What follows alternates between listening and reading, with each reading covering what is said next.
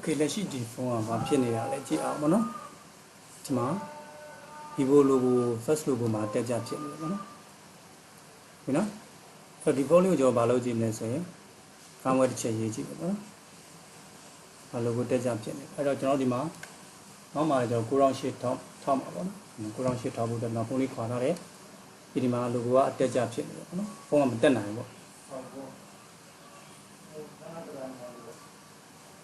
အဲ့တော့ firmware လေးတစ်ချက်ရေးကြည့်ပါနော်။ဘာတူးလေးနဲ့ရေးမလို့ဒီမှာ Juve တူးလေးနဲ့ပဲတစ်ချက်ရေးလိုက်နော်။ဒီမှာ program မှာဟုတ်။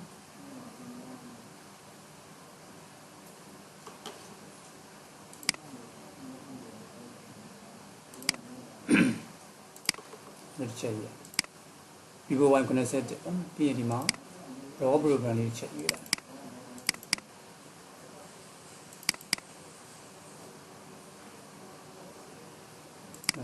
လေးချက်ရေး။ Slate ချက်ရေးလိုက်။နော်။ဒါပြီးကျွန်တော်ဖုန်းကိုပါလိုက်ဆို ground sheet တစ်ချက်ဝင်လိုက်။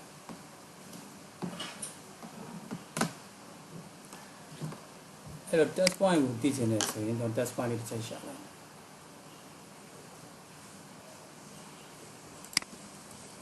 ဒီVivo Y connect test point ပေါ့နော်။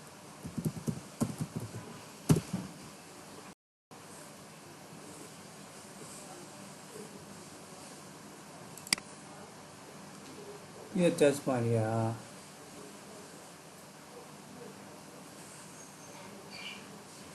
နာရှိတဲ့ point လေးတော့ပေါ့နော်နာရှိတဲ့ point လေးမပေါ့တက်point လေးအဲ့ဒါတက် point တစ်ချက်ပေါ့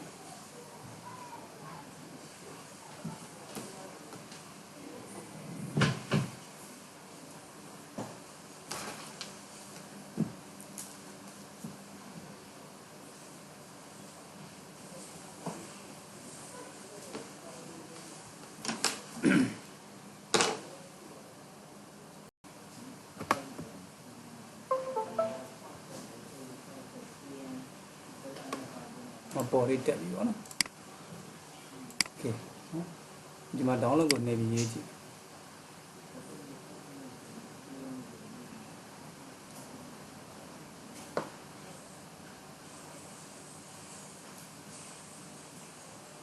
ဒါဆိုဒီရေးဖို့စလုပ်နေပေါ့နော်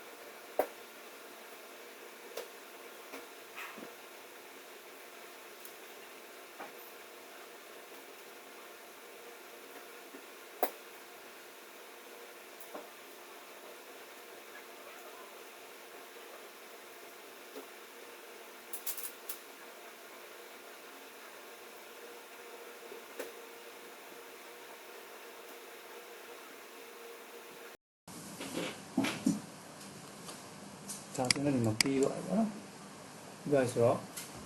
ဖုန်းလေးကိုဆက်ပြီးတော့လိုးကြည့်လိုက်ပါနော်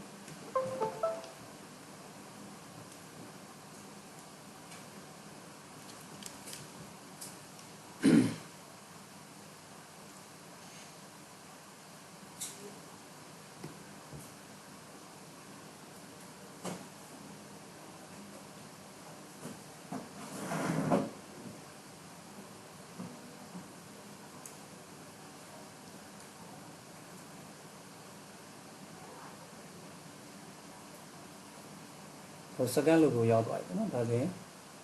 အဆင်ပြေပြီလို့ယူဆလို့ရတယ်ပေါ့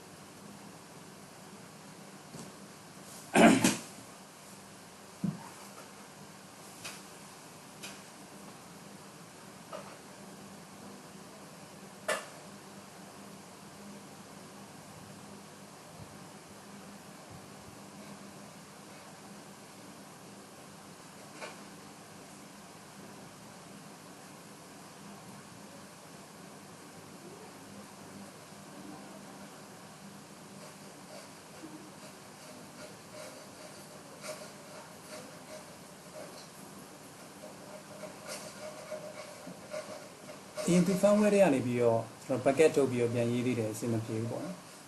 ဒီတိုင်းပဲဖြစ်နေတာအဲ့ဒါဒီ firmware လေးကိုတောင်းပြီးတော့ရေးကြည့်လိုက်တာပေါ့နော်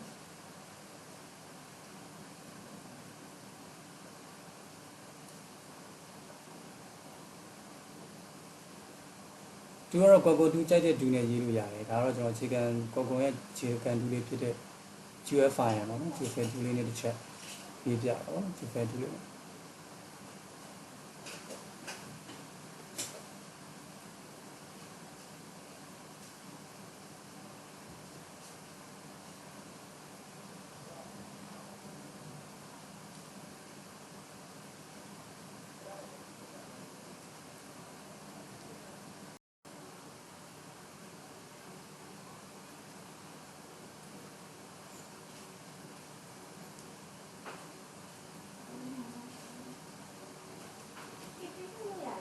ဟုတ်ရတယ် ဒီနော်ဒါဆိုတက်လာပြီပေါ့နော်တက်လာပြီဆိုတော့ set ရလေးတစ်ချက်ကြော်လိုက်အောင်ပေါ့နော်